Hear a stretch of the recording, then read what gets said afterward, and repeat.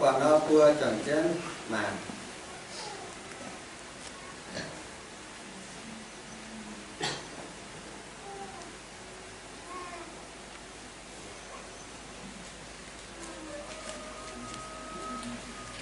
Johann như ta có dường nhiên chàng ngủ Giê-xu con Johann như chào lầu một toàn niên nhìn con mấy bữa mình sẽ cùng hoang vất tàn mấy bữa mình màng hay nhú mình màng tiêu lụa kỳ quen tụ giao phần tổng phái mấy bữa mình màng hay nhú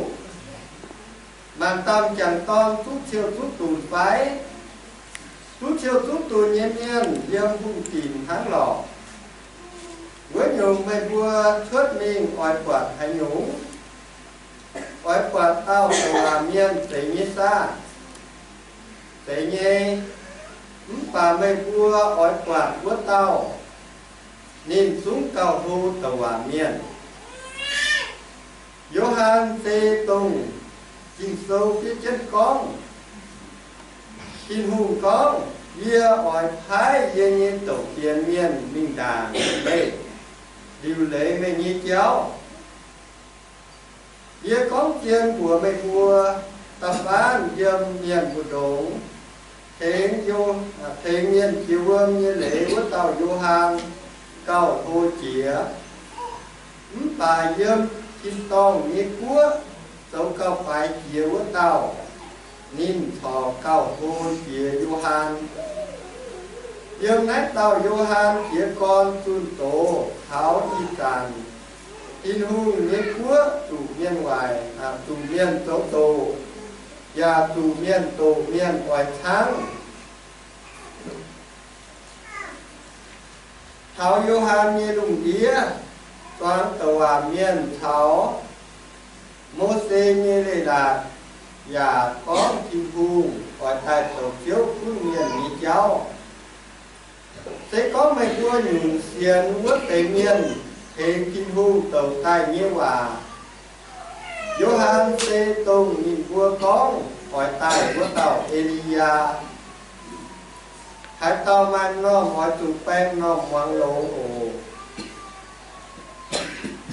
Dìa hỏi chủ lộn thái ngủ bế gì trà miến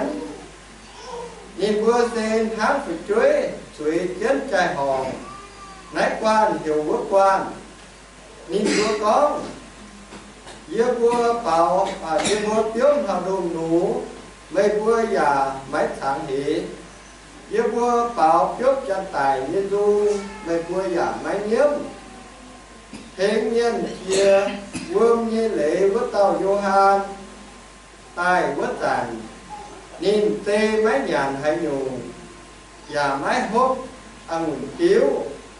xoa miền con mày miên yếm nhìn như xin Dìa ba miên như tôn tay vất tàn Dìa nhàn gà hốt miên kiểu con bằng ba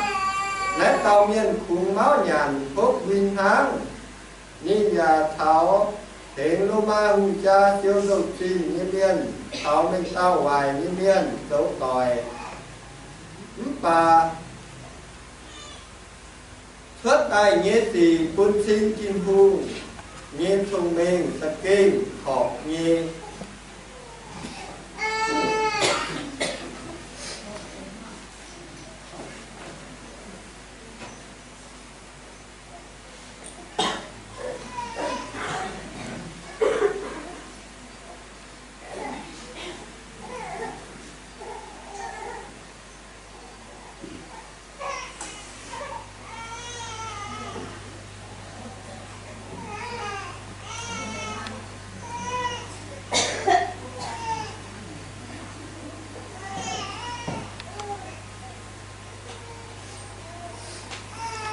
vừa lên tới cao cao à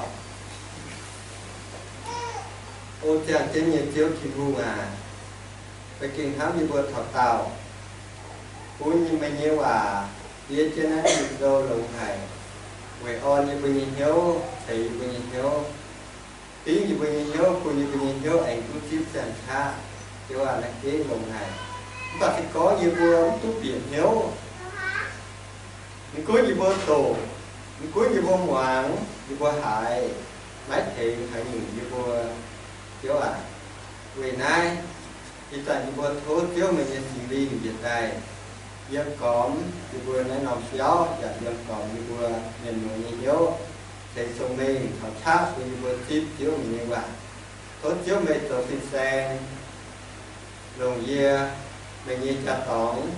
mình bê như hiện dê có chút chủ có chút xin có chút gèn giang tài vui đi vui xuống hạt biển nhớ họ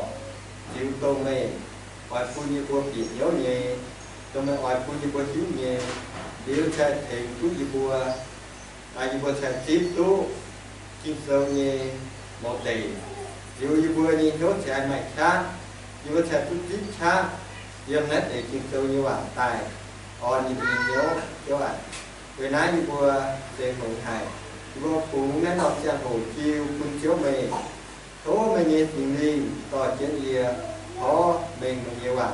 về on như vừa kiệt xuống nhìn hiếu xây hợp tác cũng như vừa ủ vô cùng làm cha hồ quân chiếu mình có chào như vừa tạo đến chiến lý sự như vừa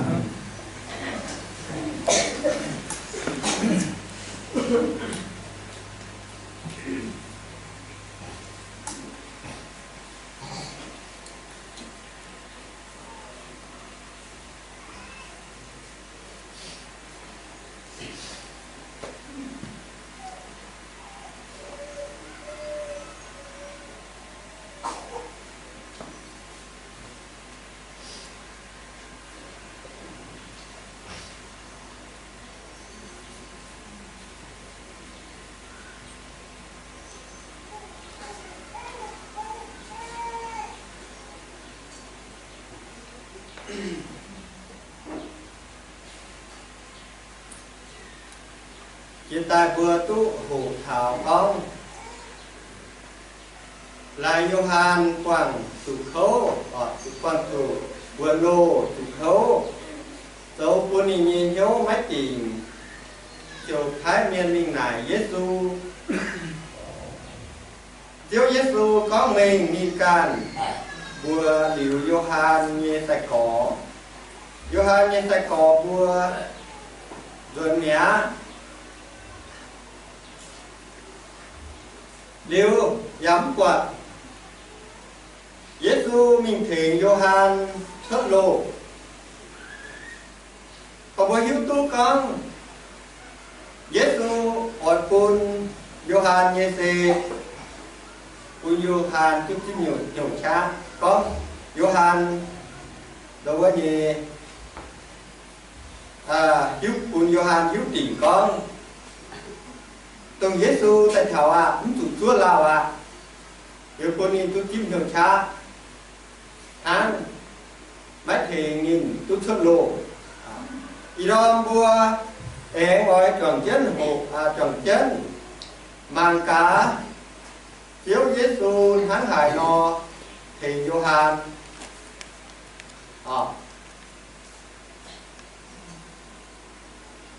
biết gì vua ơi có thảo thì Johann tông hải tao dân ta thiết mình thảo trực thiết dầm còn có cảnh hiện tại Johann xe tông trình sâu có hỏi tai vua tàu Elia diệp bấy dầm thảo trình sâu túc có đàn giờ Malachi tập bày sang tâm dầm Malachi trình sâu hắn nó có màng ma chiếu lô hải nhê lô hải cầm đĩa hải nhê nói mấy kênh thảo dê xuống ở thái dê nhê tàu phiền miên Elia tài lõ mấy vua đàn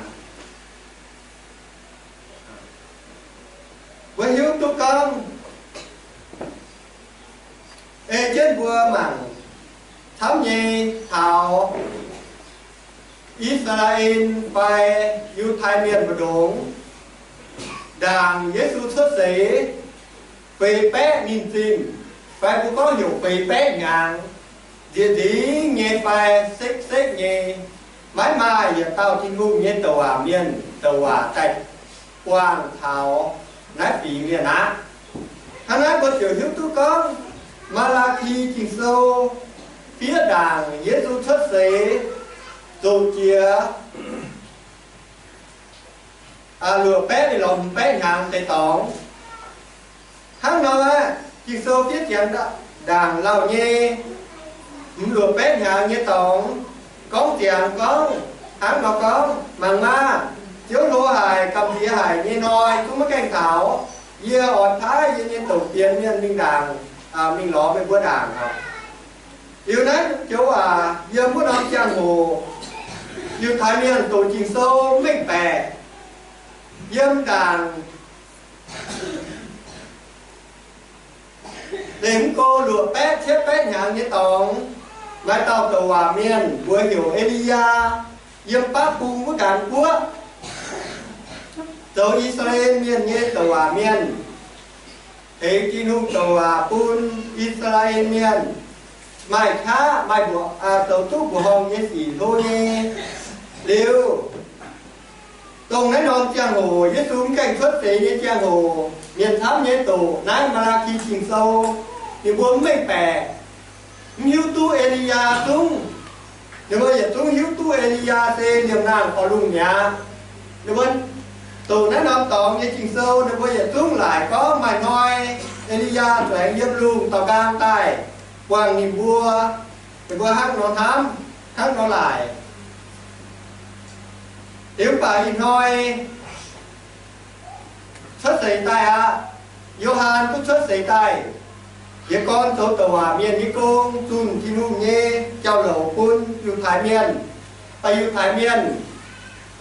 nãy năm bùa Chinu giả thuyết hiểu Johan bà máy hiểu Elia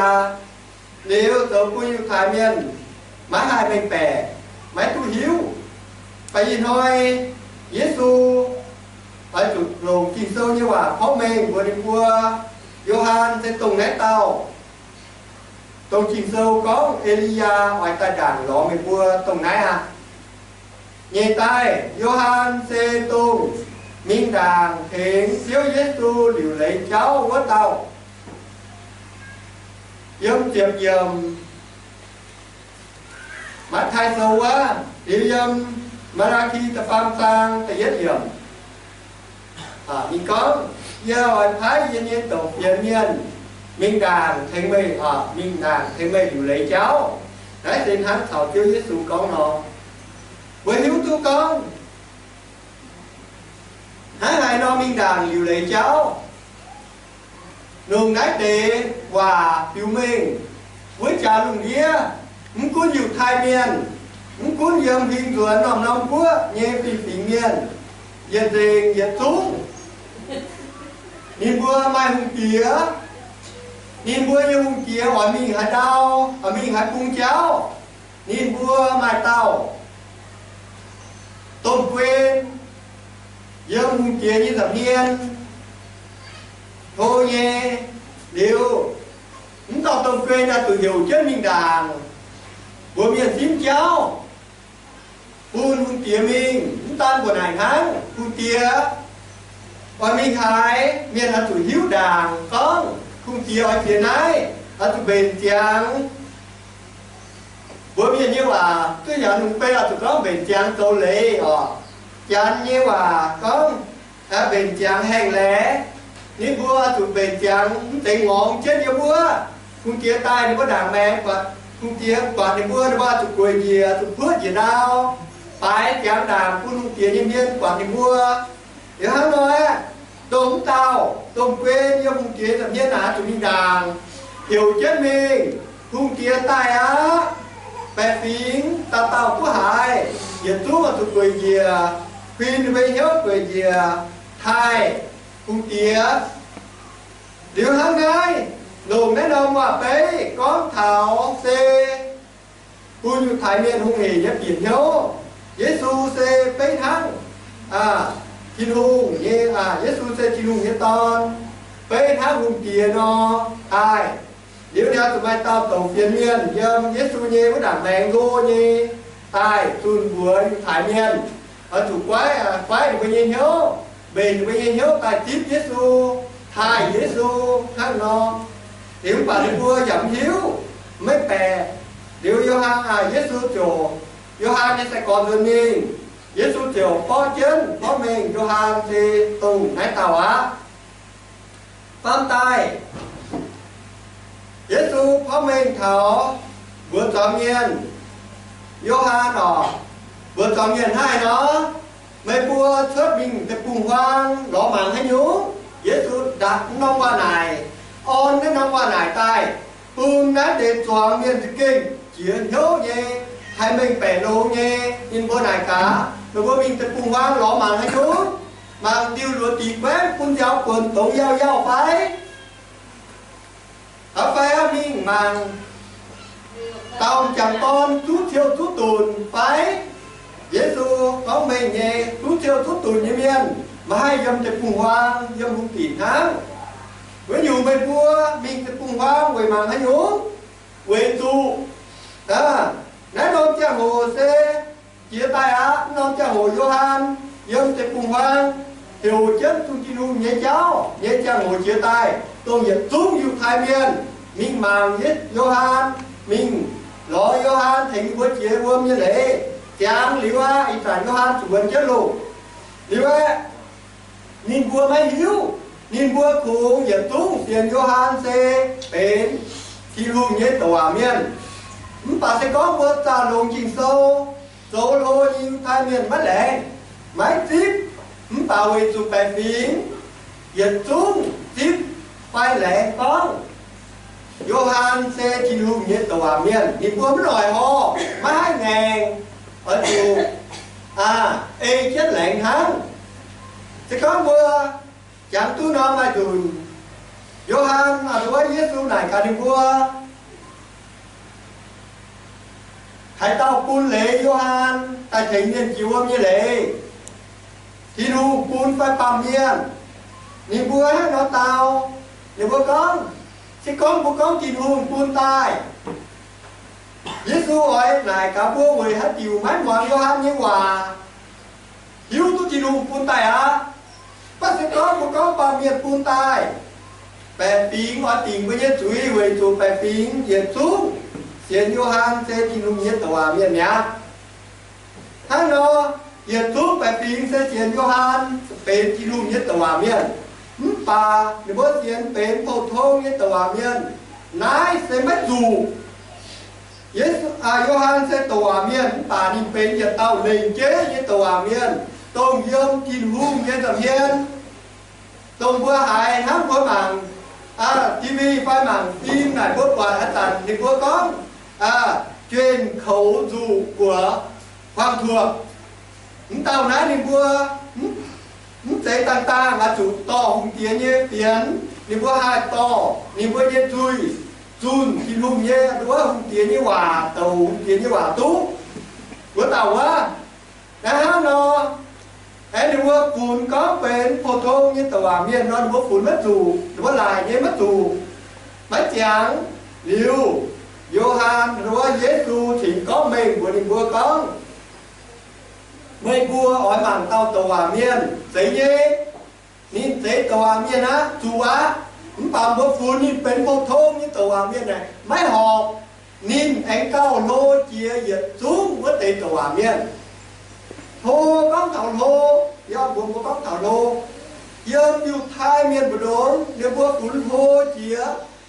dâm đi vua yêu ông thái thô chia xe Abraham lô chia em thảo mô xê thơ nữ nàn mà can tàu cầu lô bây giờ chúng hắn nó phủn bởi vì nói Giêsu có mình có Gioan cầu lô giờ xuống thì có tập phan dâm miên một đốm nghe miên phe dâm quất chẳng kịch hòa phía con tập phan dâm xiết ton xuất xế nghe miên Gioan cầu lô chia tháng nào nuôi hiếu con dâm lô trình sâu nhé nùng kia dần xuống dâm đàng xuất sinh đàng Giêsu như miền việc chúng yếm ma xuất sĩ yếm chia tòn xuất sĩ như miền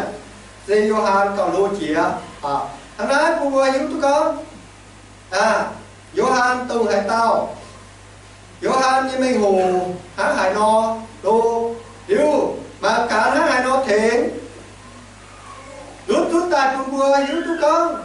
Johann đối Giêsu mãi mình thấy Johann chút xuất rồi Johann tao vừa là chủ yếm lô xuất thảo thế lốt hát đi nhìn có tôn chất tiền tao mình quân ý siết nhé và Johann tút tiếp con Giêsu tông nhìn tai giàng hiểu miền díp của tổng chiếu yếm chất cái nhiều mạnh tao chỉ như công nãy on tút đi nhìn nhớ quân đi nhìn nhớ mày khác nó cha hồ những dù con phải nhớ quân nhìn chút xuất đồ nhìn ngốt nhìn quái quán nhớ giờ mua dâu thảo đi như cô chủ hát chẳng đốt tại vì chỉ nó có thảo vô bàm miền nhé tiêm phím ta kế đồng thái hoài yết tai có hay nhúng yết tiếng về nhiều như tung mấy bua dồ mấy tháng hế yếp tiếng gây yêu như dung mấy bữa dầu mấy tháng hế bữa miên hòa yếp tiếng có bữa mà tỉnh hiếu tháng hế là cái chán như hòa con mùa quá bữa miên hòa chủ con bữa là hế tháng hế là hế bữa cặp gì nhớ thế chứ có miên bảo về yêu như dung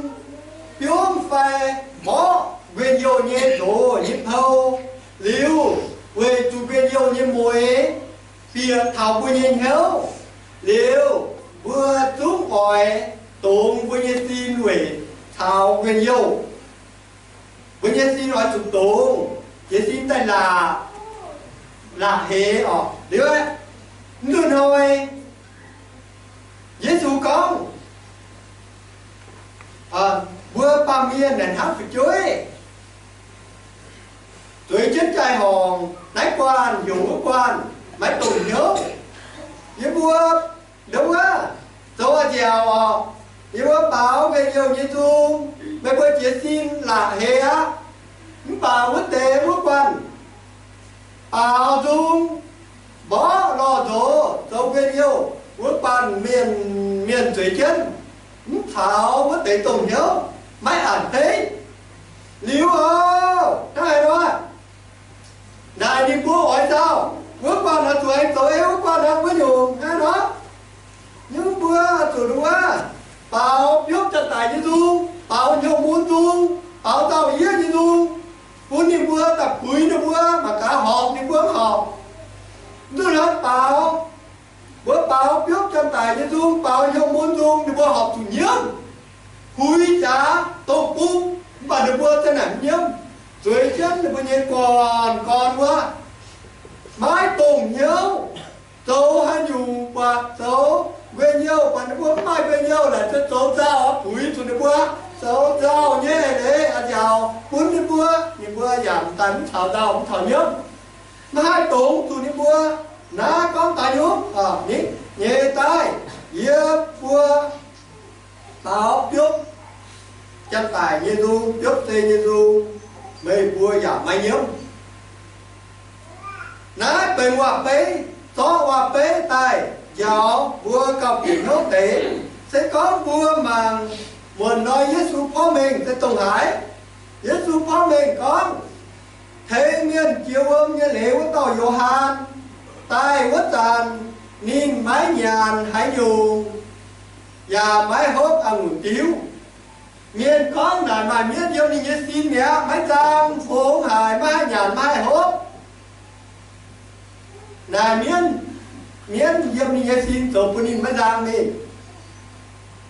mai như bây cháu khỏi người nói gì đúng hai như to Giêsu ta tạo xuôi pin nhang xuôi pin hốp Bùn đi bùa về nhiều, thảo chết nhàn, thảo chết hốc về nhiều, cũng thường hỏi thì qua hai nó có. Tây miền này có mà cầm áo tao lô. Khung máu nhàn hốc win hát. Cún hát hài nó sầu, mái hai hộp bằng miền nhìn nhau. Nhìn bùa chúng mày cháu, tàn chết nhẹ. Dấu dao đi bùa à tan, dấu bên nhiều thì bây giờ tan. Tại hai chàng hỏi bùa nó thất nhuận nhà game yếu. Tuy dùng nhà game đó choáng giải game choáng mà hai từ mới học bùa. Thiên hùng sẽ kênh chiếm chúa hài, thiên hùng sẽ kênh hiếu đáo hài. Con bộ bà miền hãng hài nó nhìn hỏi dấu ê chân bởi nhé ế phà buông hài quang nhớ mà hai ảnh ấy đồng hài nói cháu coi thiên hùng nói cháu tàn thiên hùng hả trên mùa hãng nát cùng bùa hiếu túc nát hiếu túc bùa bà miền nhiệt tiệm bị đồng hài quả đồng hài như mép bền sẽ có bùa dầm nấy sẽ chẳng bùa máy hồ hiếu nấy máy màng nấy chinh sâu liu máy cỏ bùa can bùa xe máy mày tông phim học ấy mây tan ia tan mây còi ia còi mây thiên hung đồng này tuân yun bà tháng ngày nó sớm hết có học bùa bà miền gì nhớ bùa cùng nói cháu còi nhìn hắn phạm tài hai đó bà tôn nhùn tháo thiên hùng các bên giật kiểu nhớ quá tế tu dân thiên hùng nhé chúa muốn phải chiều tàu xuống cầu thô nái tàu vô hạt dân chiệp giết dầm tối quá dân ta giết khô linh thô ta lùa sang chiệp giết dầm tháng nó có bà hải tao thảo chiếu các chân của tao chiều thảo chiếu bệnh diệt kiều thiếu nhã hàng này bùa hỏi chủ bùn chiếu nhẹ ấy to bùa tới bùn bùi nhẹ ấy to chiếu nhẹ ấy bùn chiếu nhẹ ấy to bùi nhẹ ấy với nhiều thảo chiếu khác bên diệt kiều thiếu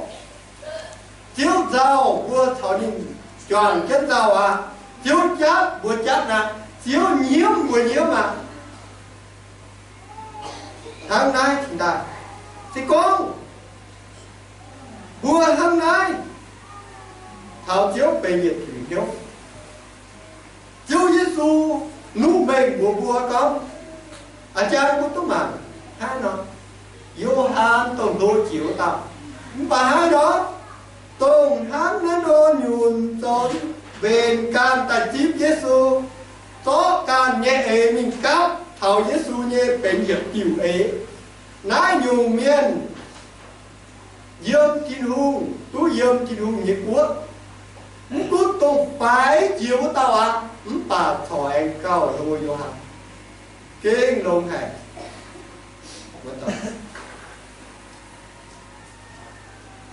tàn vừa rút rút tao tay giàu với như mày à chỉ sâu với hắn ai con chân về trình trình mình đều vừa rút rút tao tay giàu vừa ấy chết xấu tây nhất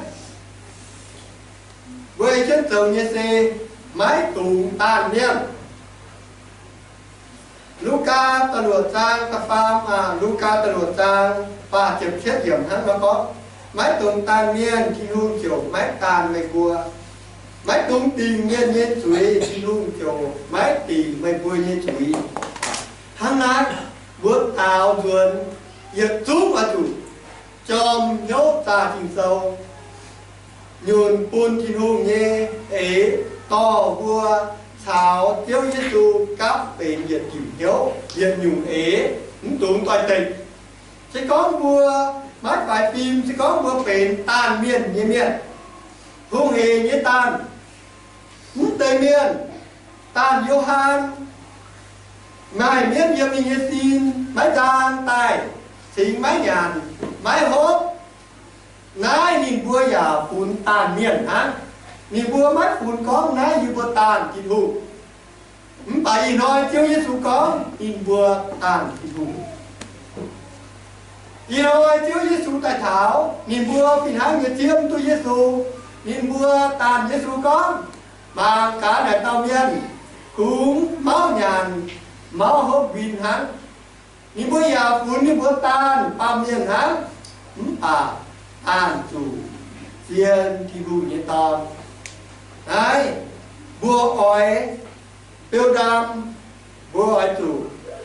bền tráng mái tùng tàn miên nhẹ tai táo tuấn phun chiếu nhẹ ế to bùa thảo chiếu bền diệt kiểu hiếu cún chiếu tấu hay nhù chúng họp chủ chúng họp bùa nhẹ hiếu hang dốt nó hang dốt có nó chiếu cún hay nhù chúng quán nhô nhẹ chim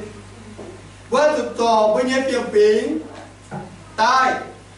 buông chân buông mình tòng đáy thang chùy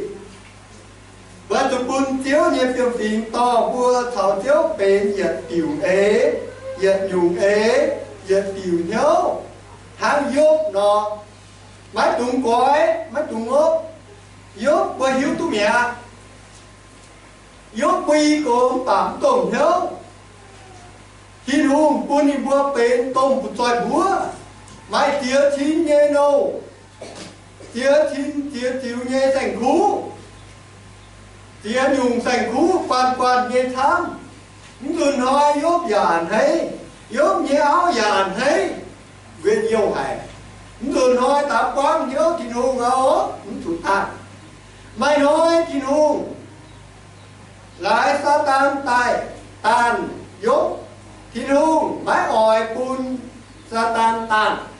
ỏi bù chìa dốt như mình tao liêu chó dốt mai nhê chúng chiêu bùn sa tan rồi tăng miệt dền nhiệt chúng mẹ dốt thỏ má kèn thêm tin hùng má kèn chiều tin hùng sa tan có ô này có một tê hả ni đốt muôn nó ni chiều mày đồn hai chút tiền á thì có ni đốt muôn ni chiều mày á dốt nằm chạy tuần yun nhé bô tại tổng yên hả sa tan thằng nó có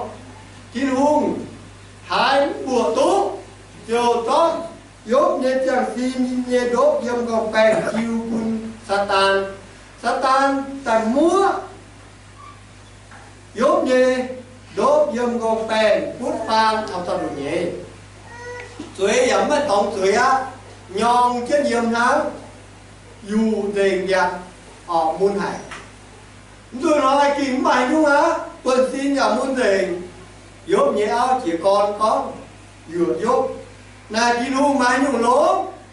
thì chúng mày ăn nó tía thống cảnh hiểm đến vì đó với cổ thang chết luôn tùng nhớ chiều thì nu thua thì nu tài bữa chẳng những chủ tiêm muôn nữa nè bữa hãy dốt ha nó dốt có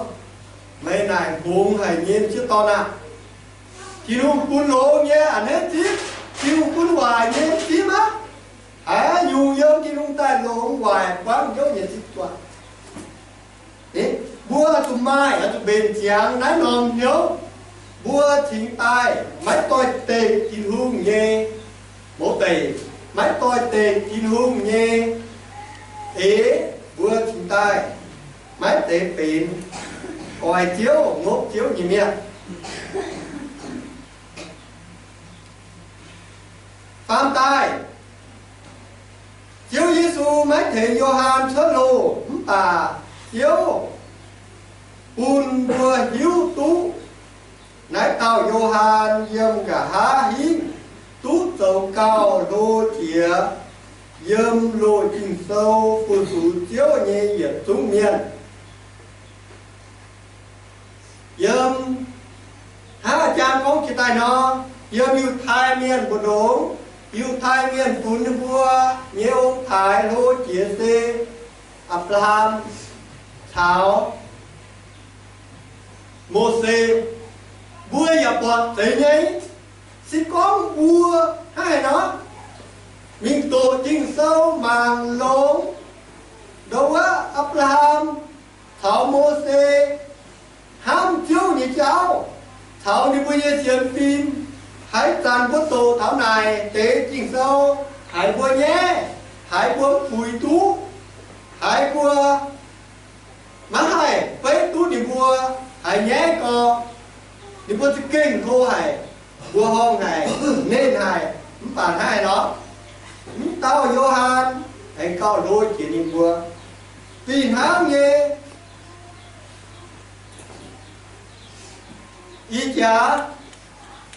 bua như đúng nghĩa vì hãng nghe ý tàn bua cam chiếu như miền mai nhung phá chiếu mái tao ê bua như ỏi diêm có xin nhung thế hãng tú bèn lông bài á mái tú bèn tin diêm nái đúng nghĩa hãng bua mà tế mái bèn tay tao cáo thố chiếu lao nhanh bấm tú bị bèn lông mà tế ẩm tú bèn tin như đúng nghĩa căn tàu phút rồi tú miền thênh bua chủ miền bằng kia bua trang này chiên nhé giống bấm 2 phút rồi về miền trồng miền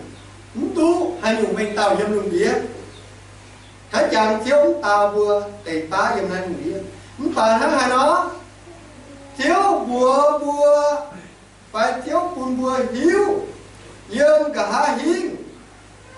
cuốn bua tàu phải chiều với tàu xuống sỏi tàu lu cái tàu du hàng chiều dứt điểm tôi quá hàng ngày buổi kế họp chủ quán nhớ quán ế như càn chiếu máy túng to máy túng quả nhớ thảo xin nhé xin chàng nhé tề phá xỉ hắn nói tệ hòa bền quá chớm này trái hay như hòa chiếu ỏi buôn bua hai tàn hắn hại nhìn buôn hắn quá mấy chiếm tụ buôn bua hiếu đàn chiếu buôn bua hiếu đàn sẽ quỷ ỏi buôn bua mày một cha ỏi on buôn nhiều bua nhiều xin lông bay máy lông tay tăng dấu tàn tay tài y thôi lông tay giang thôi tay tài hắn na salad nó dấu chết túc tiền thôi giúp rồi tú ên thôi hải tú Giêsu mình hiểu nhìn dâm sốt nàng tài bà hải nó nên tầm tay tài mình tài nhá nam tài hay nó tròn tú cả anh tài rồi với tao tài như giang hồ với quạt thăm tao tài khấu gì mà hắn tao tài như giang hồ chắc chết tài tao tài như giang hồ chủ môn chủ khấu chốt chìa không chốt chìa thì ta hay tặng chìa mình khấu gì và tròn tú dùn khấu với quạt hắn là sao tú chiếu nhẹ lô tài mình quay chân xấu nồng cao én tu nàng tài về đi nhé tỏ đi nhé ta tỏ mà tha thảo với Maria thảo tu khấu hải chiếu ở on bây giờ nhớ để quân đi nào nàng tài hay nó mà nhung lộ em toàn tu cả há cho em cốt dùng tài dùng khấu thắng điều hắn nói bua chả nói bua chật trước cần chiếu như miền bua quang chủ tây tá xì chàng dâm nái họ xin bua tàu thố nhiễm tú buông tùng hốt chiếu tàu dùn sụt quang hiếu quang ấy nhì can lồng chiếu gà hiến thì tay đúng ấy giờ điều gà hiến nghe thì tay giờ điều mấy trăm hồ chìa mấy trăm hồ khấu mấy trăm hồ thì lai chiếu của nó chiếu của bùa hiếu con dù con bùa tùng phải chiều tao phải cầu đồ đến tàu Johan đến tàu Johan cầu đồ chiều thì xuống nhà tập bùa phải cầu đồ nhìn tùng bùa can Giêsu miền nãy sẽเป็น trai chia như là on hiếu lùng chia như vậy hiện nay lùng kia mà hiếu on hiếu đồng nang tống tế vàเป็น on hiếu lùng chia trái chia buồn buồn ha thốt buồn như mùa hiện xuống cùng tình hiếu xiên chiếu Giêsu như vậy tống tế mà làm tham tại hiếu chia vừa tập tàu như hiếu buồn vừa tu sửa cha mà nhiều chaการchiếuคุณฟังสอนอยู่คุณว่าหินเชียนงบหินเชียก่อยหินเชียหลายเชียวน้ำบัวนี่เจ้าเขาเชียวที่นู่นใส่ฟุกคุณว่ายันตู้เมียนมัวตั้งเตาให้จิตตู้นั่นอยู่อ่อนเยอะจิตตู้นั่นอยู่ตรงช้าเยี่ยมบัวเยี่ยมก้องเสร็จแล้ว